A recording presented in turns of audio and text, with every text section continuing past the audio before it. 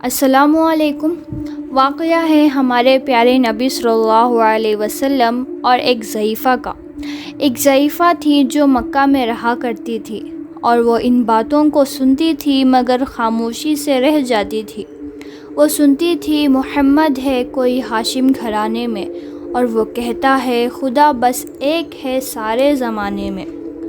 وہ سنتی تھی کہ وہ بتوں کو ذلیل کرتا ہے اور جو بھی اپنے حق میں کہتا ہے اس پر ضرور عمل کرتا ہے۔ وہ سنتی تھی کہ جو بھی اس کے ساتھ ہوتا ہے وہ اس کا غلام ہو جاتا ہے، اور جو بھی اس کا کلام سنتا ہے وہ پکا مسلمان ہو جاتا ہے۔ ایک دن ضعیفہ کعبے میں جا پہنچی اور اپنا سر رکھ کر دعا کرنے لگی کہ میں تجھ کو پوجتی ہوں اور خدا بھی تجھ کو کہتی ہوں۔ بڑا افسوس ہے جو آج میں غم سہتی ہوں۔ وہ غم یہ ہے کہ محمد ہے کوئی ہاشم گھرانے میں، اور وہ کہتا ہے خدا بس ایک ہے سارے زمانے میں۔ مٹا دو اس کی بستی کو اور اس کے نام کو۔ میرا جگر چھلنی ہوا جاتا ہے اس کا کلام سن سن کر۔ دعا کر کے اٹھی اور وہ اپنے گھر کو چلی گئی۔ سمجھتی تھی کہ یہ دل میں میری اب امید بھر آئی۔ ضعیفہ کو خوشی تھی کہ اب کوئی حبل بجلی گرا دے گا، محمد تو محمد ساتھیوں کو بھی مٹا دے گا، نعوذ باللہ۔ مگر کچھ دن گزرنے پر ضعیفہ کی امید نہیں بھر آتی۔ دعا کر کے حبل سے اپنے دل میں خوب پچھتاتی ہے۔ ضعیفہ ایک ترکیب سوچتی ہے کہ میں بستی کو چھوڑ کر کہیں اور جا کر رہوں گی۔ ایک دن صبح کو اس نے اپنی گھٹری لی، نکل کر گھر سے اور دروازے پر آ کر بیٹھ گئی اور یہ سوچتی رہی کہ مجھے اب کوئی مزدور ملتا ہے، لیکن اسے یہ کیا خبر تھی کہ خدا کا ایک نور ملتا ہے۔ صبح کی نماز ادا کر کے سرکار دو عالم کعبے کی طرف چلے جاتے تھے۔ آپ کا چہرہ سورج اور چاند کی طرح معلوم ہوتا تھا اور آپ کے لیے درخت بھی سجدہ کیا کرتے تھے۔ ضعیفہ مزدور کے انتظار میں گھبرائی ہوئی بیٹھی ہوئی تھی۔ ایک سامنے سے چاند سی صورت نظر آ جاتی ہے۔ ضعیفہ نے کہا بیٹا یہاں آنا، بتا کیا نام ہے تیرا؟ کہا کہ مزدور ہوں اماں، بتا کیا کام ہے تیرا؟ ضعیفہ نے کہا اگر تو مزدور ہے تو چل میری گھٹری لے کر، میں خوش کر دوں گی مزدوری تیری دے کر۔ یہ سن کر آپ نے گھٹری اٹھا کر اپنے سر پر لے لی، اور ضعیفوں کی مدد کرنا یہ عادت تھی پیغمبر کی۔ گھٹری کو لے کر وہ اپنے منزل پر پہنچ جاتے ہیں۔ ضعیفہ اپنے دل میں کہتی ہے کہ اے دل اب تیری امید بھر آئی، اور آپ سے فرمایا بیٹا جو دل میں تمنا تھی میری وہ پوری ہو گئی۔ محمد تو چھوڑو، محمد ساتھیوں سے بھی دوری ہو گئی۔ اور آپ کو ضعیفہ مزدوری دینے لگتی ہے تو آپ فرمانے لگتے ہیں کہ یہ کوئی کام ہے اماں میں جس کی مزدوری لوں؟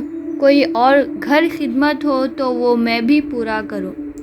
یہ فرما کر آپ جانے کی تیاری میں لگے ہوئے ہوتے ہیں اور ضعیفہ سے اجازت چاہتے تھے۔ ضعیفہ نے کہا بیٹا ذرا ٹھہرو، چلے جانا، مجھے ایک بات کہنی ہے، بس ذرا اس کو سن کر چلے جانا۔ یقین جانو کہ اب مکہ میں جھگڑا ہونے والا ہے، میں سمجھاتی ہوں تجھ کو، تو بہت ہی بھولا بھالا ہے۔ وہ مکے میں قبیلہ ہاشمی نام و لقب والے، وہی بیٹا جو ہے سردار عبد المطلب والے، انہی میں ایک جواں ہے جو سنا جاتا ہے کہ وہ ساحر ہے۔ جو سنتا ہے کلام اس کا وہ اس کا ہو کے رہتا ہے، ہمیشہ بچ کے چلنا اس سے، تو بولے کوئی بھی نام اس کا۔ نصیحت یہی ہے میری بیٹا، کبھی نہ سننا تو کلام اس کا۔ نبی ضعیفہ کے دل میں نور وحدت بھرنے والے تھے، نصیحت سن رہے تھے جو خود نصیحت کرنے والے تھے۔ ضعیفہ نے کہا بھلا بیٹا کیا نام ہے تیرا؟ تیرا کیا آغاز ہے اور کیا انجام ہے تیرا؟ کہا حضرت نے ضعیفہ سے تجھے کیا نام بتلاؤں، میں کیا کام بتلاؤں، میں کیا انجام بتلاؤں؟ میں بندہ ہوں خدا کا اور مجسم نور عزت ہوں۔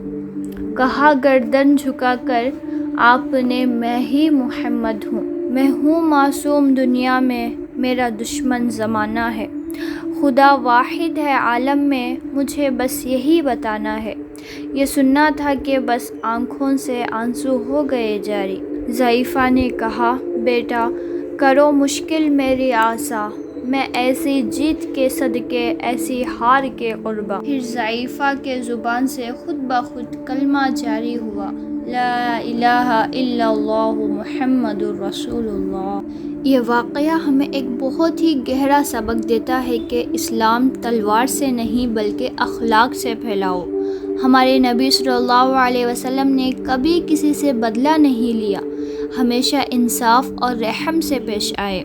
ایک بوڑھی ضعیفہ جو نفرت لے کر نکلی تھی، ان کے ساتھ حسن اخلاق سے پیش آ کر ان کے دل سے نفرت کو مٹا کر محبت کو بھر دی۔